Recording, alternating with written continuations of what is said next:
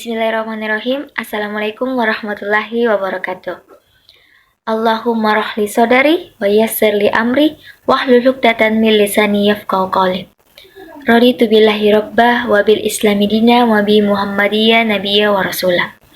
Pertama-tama marilah kita panjatkan puji syukur atas kehadirat Allah Subhanahu wa taala, karena atas berkat rahmat dan hidayahnya lah kita dapat menjalankan diskusi ini dalam keadaan sehat walafiat, walau hanya sekadar via online. Tak lupa juga kita kirimkan salawat serta salam kepada Nabi besar kita, Nabi junjungan kita, Nabi Muhammad SAW. Nabi yang membawa kita dari alam kegelapan menuju alam yang terang benderang seperti saat ini. Baik, pada kesempatan kali ini, kelompok 4 akan memaparkan materi mengenai akhlak kepada keluarga, di mana penyusun materi beranggotaan 4. Yang pertama saya, Tenri Ajeng, sebagai moderator sekaligus, dan pemateri pertama ada Wahyuni, dan pemateri kedua ada Nurmilah, dan pemateri terakhir atau yang ketiga Muhammad Al-Masadi Al-Asisi. Baik, saya persilahkan kepada pemateri pertama untuk memaparkan materinya. Kepadanya saya persilahkan. Baik, terima kasih atas kesempatannya. Langsung saja, saya akan membacakan materi pertama bagian A, pengertian birrul walidain. Birrul walidain adalah etika terhadap orang tua. Kata birrul berasal dari albir yang artinya kebaikan. Sebagaimana dalam sabda Rasulullah SAW dalam sebuah hadis, albir adalah baiknya akhlak. Hadis riwayat Muslim.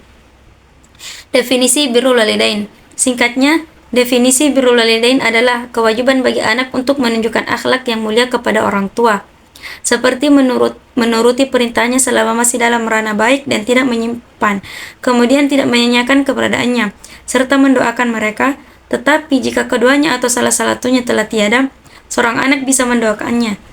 Dalam sebuah hadis yang diriwayatkan oleh Muslim, disebutkan mengenai hal ini, jika anak Adam meninggal maka amalannya terputus, kecuali ada 3 perkara. Yang pertama, sedekah jariah atau wakaf, ilmu yang bermanfaat, dan anak soleh yang berdoa kepadanya. Hadis riwayat Muslim. Kemudian keutamaan birrul walidain berdasarkan hadis. Berbakti kepada kedua orang tua atau birrul walidain tentunya memiliki keutamaan. Berikut sejumlah keutamaan yang akan didapatkan dari birrul walidain berdasarkan hadis Rasulullah SAW. Yang pertama, ridha Allah bergantung kepada kedua orang tua. Yang kedua, dimudahkan rezekinya. Dan yang ketiga, masuk surga lewat pintu pertengahan.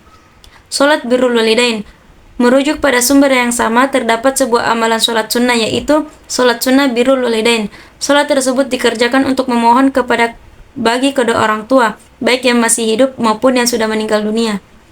Salat birrul walidain menjadi wujud berbakti sekaligus mendoakan kedua orang tua agar mendapat ampunan dari Allah Subhanahu wa taala dan kasih sayangnya. Pelaksanaan salat ini tidak dianjurkan dengan secara berjamaah. Menurut Kiai Muhammad Sholihin dalam bukunya yang bertajuk Pada Panduan Salat Sunnah Lengkap, Syekh Muhammad Haqi An-Nazili menyebutkan bahwa berdasarkan riwayat dari Abu Hurairah, Rasulullah SAW mengatakan, barang siapa mengerjakan salat birrul walidain, maka akan disampaikan hak-haknya kepada kedua orang tua dan disempurnakan kebaikannya. Kemudian bagian B, akhlak, hak, kewajiban dan kasih sayang suami istri. Sejak pernikahan dinyatakan sah, maka status dua insan berbeda jenis telah berubah dari lajang menjadi pasangan suami istri. Sejak itu pula lahir hak dan kewajiban mereka terhadap pasangannya. Dari hak dan kewajiban ini akan tergambar akhlak suami istri. Secara ringkas, hak dan kewajiban suami istri ada 3, yaitu yang pertama, hak suami atas istri yang secara otomatis merupakan kewajiban istri atas suami. Yang kedua, kewajiban suami atas istri dan sekaligus merupakan hak istri atas suami. Yang ketiga, hak atau kewajiban bersama. Hak suami atas istri dan sekaligus kewajiban istri atas suami. Wanita-wanita yang ditalak hendaklah menahan diri atau menunggu 3 kali quru. Tidak boleh menyembunyikan apa yang diciptakan Allah dalam rahimnya. Jika mereka beriman kepada Allah dan hari kiamat, dan suaminya berhak merujukinya dalam masa menanti itu. Jika mereka atau para suami itu menghendaki islah, dan para wanita mempunyai hak yang seimbang dengan kewajibannya menurut cara yang ma'ruf, akan tetapi para suami mempunyai satu tian. Hak dan kewajiban bersama. Yang pertama, saling menjaga rahasia, dan yang kedua, saling menasihati, yang ketiga, saling memberikan kasih sayang. Baik, saya kembalikan kepada moderator. Selanjutnya, saya persilahkan kepada pemateri yang kedua. Baik, terima kasih kepada moderator atas kesempatan yang diberikan kepada saya. Langsung saja, poin C, akhlak kasih sayang dan tanggung jawab orang tua terhadap anak. Peran orang tua dalam kehidupan seorang anak sangat penting karena pembinaan anak pada zaman modern ini tidak mudah karena di satu sisi, zaman ini memberikan banyak kemajuan teknologi yang memungkinkan anak-anak memperoleh fasilitas yang canggih. Anak-anak sekarang ini sudah mengenal handphone, televisi, internet, dan berbagai peralatan yang modern. Oleh karena itu, orang tua harus lebih berhati-hati dalam membina anaknya karena tayangan televisi, internet, handphone setiap saat dapat dinikmati oleh semua orang dan tidak menutup kemungkinan dapat dinikmati oleh anak-anak. Tidak dapat dipungkiri apa yang mereka lihat, dengar, dan baca ada kalanya bisa merubah pola pikir atau pola tingkah laku sehari-hari seperti berbagai kebiasaan, tindakan, atau sikap yang cenderung disesuaikan dengan perkembangan teknologi pada zaman sekarang ini. Tanggung jawab orang tua dalam mendidik anak. Orang tua merupakan pendidik utama dan pertama bagi anak-anak mereka. Karena dari merekalah anak mula-mula menerima pendidikan. Salah satunya bentuk tanggung jawab orang tua terhadap anak di dalam keluarga adalah dengan mendidik anak-anaknya. Tanggung jawab orang tua terhadap anak juga tercermin dalam surah Al-Luqman ayat 12 yang artinya, dan sungguh telah kami berikan hikmah kepada Luqman, yaitu bersyukurlah kepada Allah, dan barang siapa bersyukur kepada Allah, maka sesungguhnya dia bersyukur untuk dirinya sendiri. Dan barang siapa yang tidak bersyukur atau kufur, maka sesungguhnya Allah Maha Kaya, Maha Terpuji. Di sini yang intinya memberikan hikmah sebagai berikut. Yang pertama, memberikan kesadaran kepada orang tua bahwa anak adalah amanah. Yang kedua, anak-anak adalah ujian yang berat dari Allah Subhanahu wa taala dan orang tua jangan berkhianat. Yang ketiga, pendidikan anak harus diutamakan. Yang keempat, mendidik anak harus menggunakan strategi dan kiat-kiat yang dapat diterima oleh akal anak. Yang kelima, orang tua tidak memaksakan kehendaknya sendiri kepada anaknya. Yang keenam, menjaga anak untuk dapat menunaikan salat dan berbuat kebajikan. Poin D, akhlak silaturahim kepada karib kerabat. Menurut Ilyas, silaturahmi berarti menghubungkan tali kasih sayang antara sesama anggota keluarga dan masyarakat. Secara prinsip, seorang muslim harus bersikap baik dan menjaga tali silaturahmi kepada karib kerabatnya. Ini tentu dimaksudkan untuk menjaga atau mempererat hubungan persaudaraan antara sesama karib kerabat. Selain itu, silaturahmi juga memberikan manfaat lain yang besar baik di dunia maupun di akhirat, seperti mendapatkan rahmat, nikmat, dan ihsan dari Allah Subhanahu wa taala, masuk surga dan jauh dari neraka, dan dilapangkan rezeki serta panjang umur. Di samping mendorong untuk melakukan silaturahmi, Islam juga mengingatkan secara tegas bahkan mengancam dengan dosa yang besar bagi orang-orang yang memutuskan tali silaturahmi. Bentuk-bentuk pemutusan tali silaturahmi dapat berupa tidak peduli dengan keadaan karib kerabat, tidak tegur sapa, bahkan permusuhan, hingga tidak saling mengunjungi satu sama lain. Hadis perintah silaturahmi tercantum dalam hadis yang diceritakan Abu Ayyub Al-Ansari, yang artinya beribadahlah pada Allah Subhanahu wa taala dengan sempurna. Jangan syirik, dirikanlah salat, tunaikan zakat, dan jalinlah silaturahmi. dengan orang tua dan saudara. Hadis riwayat Bukhari. Itulah yang sempat saya bacakan. Saya kembalikan kepada moderator.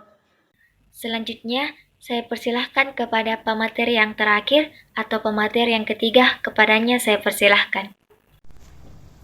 Baik, terima kasih atas kesempatannya, saudara moderator. Kami akan melanjutkan pembacaan materi bagian E. Akhlak seorang istri kepada suaminya. Ketika terikat melalui perkawinan, seorang suami dan istri diharuskan memenuhi hak dan kewajibannya. Istri memiliki kewajiban dalam rumah tangga, termasuk yang berkaitan dengan adab terhadap suami. Mengenai adab istri terhadap suami, Imam Al-Ghazali dalam kitabnya berjudul Al-Adab Fid Din, dalam kitab penjempuan Rasail Al-Imam Ghazali, Qair Al-Maktabat At-Taufiqiyah halaman 442, menjelaskan tentang adab istri terhadap suami sebagai berikut. Adab istri terhadap suami yakni selalu merasa malu, tidak banyak mendebat suami, senantiasa taat atas perintahnya, diam ketika suami sedang berbicara, menjaga harta suami, menjaga badan tetap berbau harum, mulut berbau harum dan berpakaian bersih, menampakkan qanaah, menampakkan sikap belas kasih, selalu berhias, memuliakan kerabat dan keluarga suami, melihat kenyataan suami dengan keutamaan, menerima hasil kerja keras suami dengan rasa syukur, menampakkan rasa cinta kepada suami kala berada di dekatnya, menampakkan rasa gembira dikala melihat suami. Dan bagian F, membangun keluarga yang sakinah. Kata sakinah berasal dari kata sakana yang berarti diam atau tenang setelah terguncang dan sibuk. Demikian Dr. Haji Riyadi Jannah Siragar MA menjelaskan arti kata sakinah dalam buku berjudul Pernikahan Sakinah Mencegah Perceraian. Dan bagian G, larangan kekerasan dalam rumah tangga. Islam dan kekerasan dalam rumah tangga. Kekerasan dalam rumah tangga diartikan sebagai tindakan kekerasan yang dilakukan oleh seseorang terhadap perempuan yang berakibat timbulnya penderitaan secara fisik, seksual, psikologis, kesengsaraan, dan penelantaran rumah tangga. Secara khusus, Islam tidak mengenal istilah kekerasan dalam rumah tangga. Namun, bagaimana jika kekerasan itu dilakukan dalam rangka untuk mendidik atau memberikan pengajaran sebagaimana yang dibenarkan oleh ajaran Islam dan dilindungi peraturan perundang-undangan, seperti suami dibolehkan memukul istri mereka yang nusus. Islam adalah agama rahmatan lil alamin yang menganut prinsip kesetaraan partnership atau kerjasama dan keadilan. Tujuan perkawinan adalah tercapainya keluarga yang sakinah, mawaddah, dan warahmah. Oleh karena itu, segala perbuatan yang mengakibatkan timbulnya mafsadat atau kerusakan yang terdapat dalam kekerasan dalam rumah tangga dapat dikategorikan kepada perbuatan melawan hukum. Islam mengajarkan mendidik dengan moral dan etika dan dibenarkan oleh syariat Al-Quran yang melarang KDRT sebagaimana firman Allah Subhanahu wa taala dalam Quran, kaum laki-laki itu adalah pelindung bagi kaum wanita. Oleh karena Allah telah melebihkan sebagian mereka atau laki-laki atas sebagian yang lain atau wanita, dan karena mereka laki-laki telah menafkahkan sebagian dari harta mereka, sebab itu maka wanita yang soleh atau soleha ialah yang kepada Allah lagi memelihara diri ketika suaminya tidak ada. Oleh karena Allah telah memelihara mereka, wanita-wanita yang kamu khawatirkan khususnya, maka nasihatilah mereka dan pisahkanlah mereka di tempat tidur mereka dan pukullah mereka. Kemudian jika mereka mentaatimu, maka janganlah kamu mencari-cari jalan untuk menyusahkannya. Sesungguhnya Allah Maha Tinggi lagi Maha Besar. Mungkin cukup sekian pembacaan materi yang dapat kami bacakan. Terima kasih atas kesempatannya. Kami kembalikan kepada saudara moderator. Baik, itulah tadi pemaparan materi dari kelompok 4 mengenai akhlak kepada keluarga. Selanjutnya pembacaan ayat suci Al-Quran yang dimulai dari saya sendiri, surah Al-Luqman ayat 12. A'udzu billahi minasyaitonir rajim. Walaqad atayna Luqmanal hikmata an ishkur lillah wa may yashkur fa innama yashkuru linnafsi wa man kafara fa innallaha ghaniyyun hamid. Sadaqallahul azim. Selanjutnya saya persilahkan kepada Wahyuni untuk membacakan ayat suci Al-Quran. Kepadanya saya persilahkan. Baik, saya akan membacakan surah An-Nisa ayat 34. A'udzu billahi minasyaitonir rajim. Bismillahirrahmanirrahim. Ar-rijalu qawwamuna 'alan nisa'i bima faddalallahu ba'dahum 'ala ba'din wa bima anfaqu min amwalihim. فالصالحات قانتات حافظات للغيب بما حفظ الله واللاتي تخافون نشوزهن فعظوهن واهجروهن في المضاجع واضربوهن فإن أطعنكم فلا تبغوا عليهن سبيلا إن الله كان عليا كبيرا. Shadaqallahul azim. Selanjutnya, saya persilahkan kepada Saudari Nurmila untuk membacakan ayat suci Al-Quran. Baik, saya akan membacakan surah Al-Isra ayat 23. A'udzu billahi minasy syaithanir rajim. Bismillahirrahmanirrahim.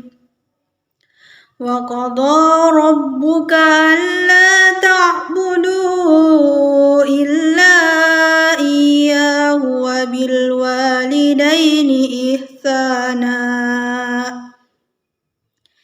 Imma yablughanna 'indaka al-kibara ahaduhuma aw kilahuma fala taqul lahuma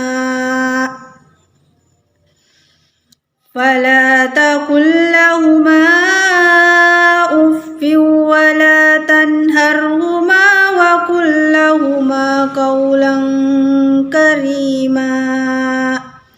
Shadaqallahul azim. Selanjutnya, pembacaan ayat suci Al-Quran kepada Saudara Muhammad Al-Mazadi Al-Azizi. Kepadanya saya persilahkan. Baik, terima kasih atas kesempatannya. Kami akan membacakan Quran Surah Ar-Rum ayat 30. A'udzu billahi minasy syaithanir rajim. Wa min ayatihi an khalaqa lakum min anfusikum azwaja litaskunu ilaiha wa ja'ala bainakum mawaddatan wa rahmah. Inna fi dzalika laayatin liqaumin yatafakkarun. Baik, terima kasih. Kami kembalikan kepada saudara moderator. Baik, itulah tadi pembacaan ayat suci Al-Quran. Selanjutnya, kita melangkah ke sesi tanya-jawab, di mana saya akan memberikan pertanyaan kepada Saudari Wahyuni untuk menjawab pertanyaan dari teman-teman sekalian yang sudah saya kumpulkan pertanyaannya. Di mana pada saat itu kelompok 1 bertanya kepada pemateri kita, di mana pertanyaannya, bagaimana anak yang ditelantarkan oleh orang tuanya yang tidak dibiayai dan tidak bertanggung jawab, apakah orang tua itu durhaka kepada anaknya atau tidak? Pertanyaan ini dari Saudari Nur Aziza Widianti. Kepadanya Saudari Wahyuni untuk menjawab pertanyaan tersebut. Saya persilahkan. Baik, saya akan menjawab pertanyaan dari Saudari Widya dari kelompok 1. Bagaimana anak yang diterlantarkan oleh orang tuanya yang tidak dibiayai dan tidak bertanggung jawab? Apakah orang tua tersebut durhaka kepada anaknya atau tidak? Anak yang diterlantarkan oleh orang tua yang tidak memberikan perhatian atau tanggung jawab dapat mengalami dampak psikologis dan emosional yang serius. Orang tua yang tidak memenuhi kewajibannya terhadap anaknya dapat dianggap durhaka dan bertanggung jawab atas konsekuensinya. Baik, terima kasih atas jawaban yang sudah diberikan.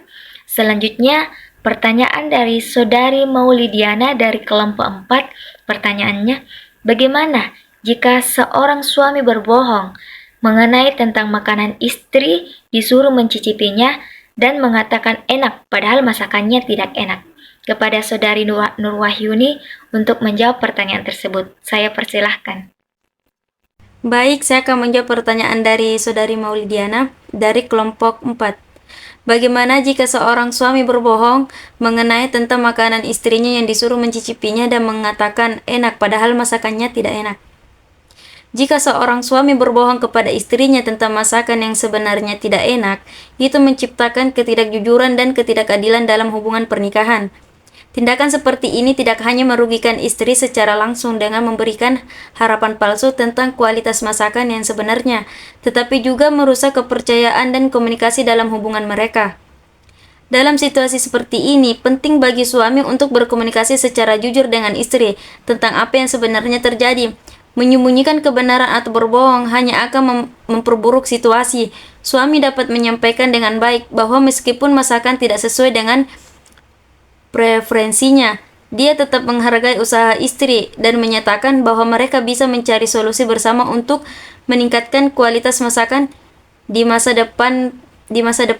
Penting bagi pasangan suami istri untuk membangun hubungan yang didasarkan pada kejujuran, saling pengertian, dan dukungan satu sama lain. Oleh karena itu, penting bagi suami untuk tidak berbohong atau menyembunyikan hal-hal yang sebenarnya kepada istri, terutama dalam hal-hal sepele seperti masakan. Komunikasi terbuka dan jujur adalah kunci dalam membangun hubungan yang sehat dan harmonis. Terima kasih, saya kembalikan kepada moderator. Baik, itulah tadi jawaban dari pemateri kami. Selanjutnya, saya akan bertanya kepada Saudari Nurmila atas pertanyaan dari kelompok 3 dari Saudari Sahra Qurrata Ayun. Di mana pertanyaannya, bagaimana jika seorang suami mengucapkan talak kepada istrinya lalu menikah dengan orang lain? Kepada Saudari Nurmila untuk menjawab pertanyaan tersebut. Kepadanya saya persilahkan. Baik, terima kasih kepada moderator atas kesempatan yang diberikan kepada saya. Langsung saja, saya akan menjawab pertanyaan dari kelompok 3 atas nama Saudari Sahra Qurrata Ayun, di mana pertanyaannya adalah, bagaimana jika seorang suami mengucapkan talak kepada istrinya lalu menikah dengan orang lain? Jawabannya, jika seorang suami memberikan talak kepada istrinya dan kemudian menikah lagi dengan orang lain tanpa bercerai dari istrinya yang pertama, itu bertentangan dengan hukum Islam dan hukum pernikahan yang berlaku.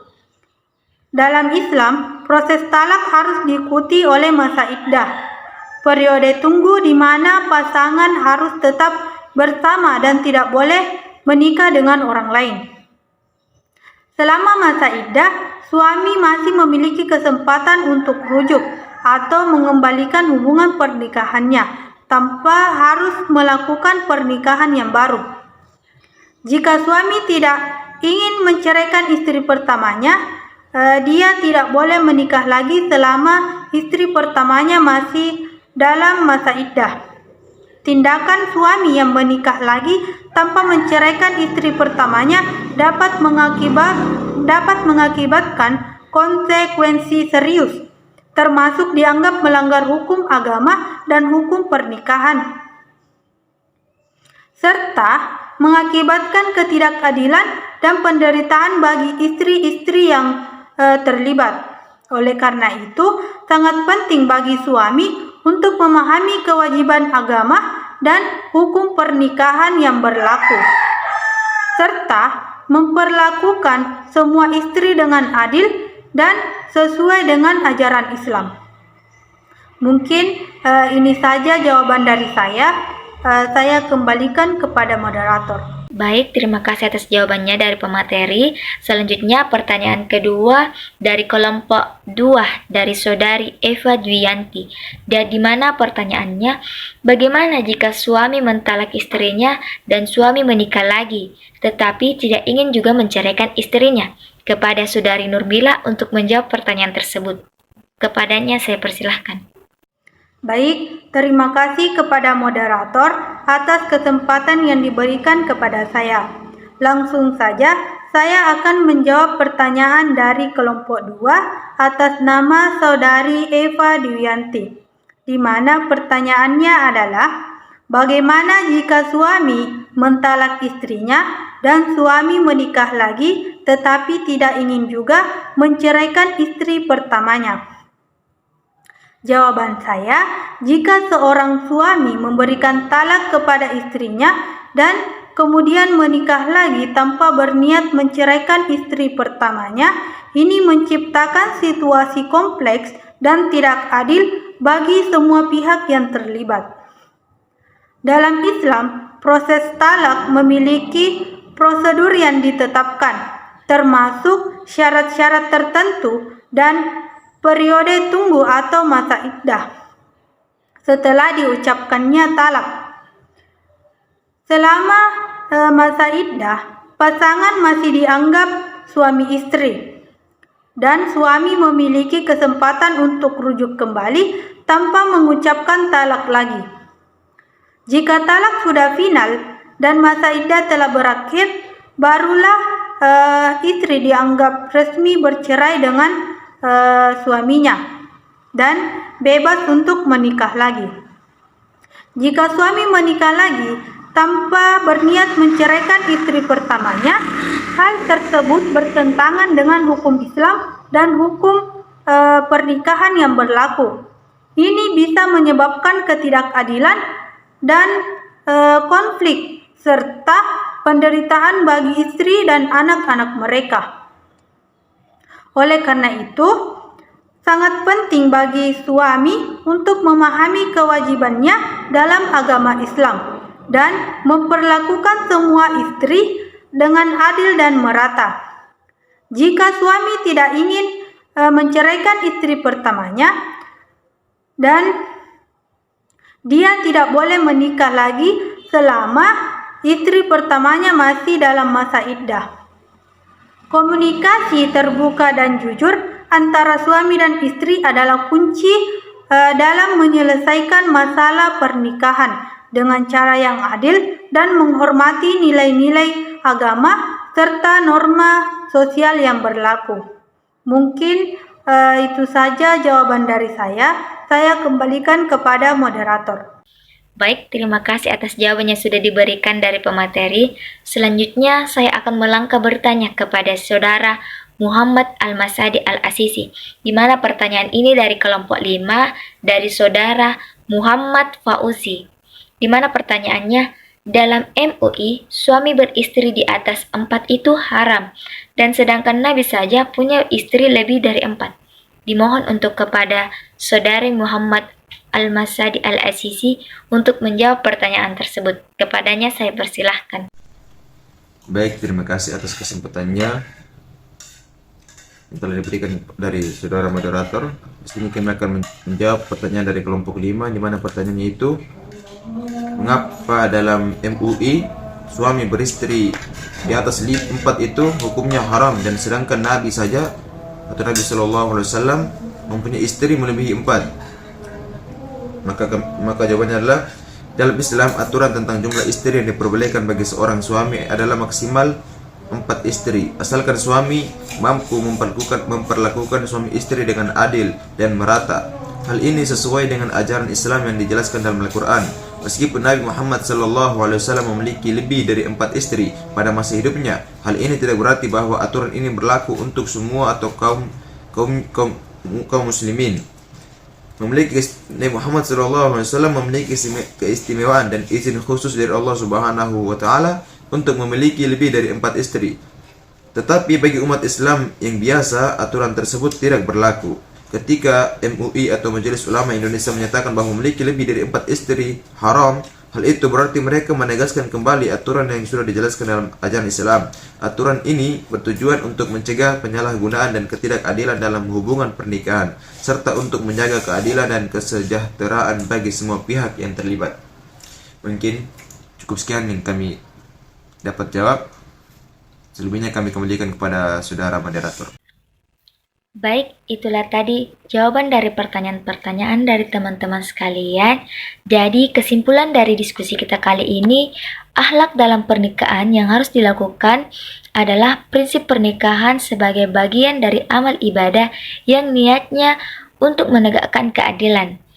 Suami dinyatakan sebagai pemimpin dalam rumah tangga dan seorang pemimpin harus adil.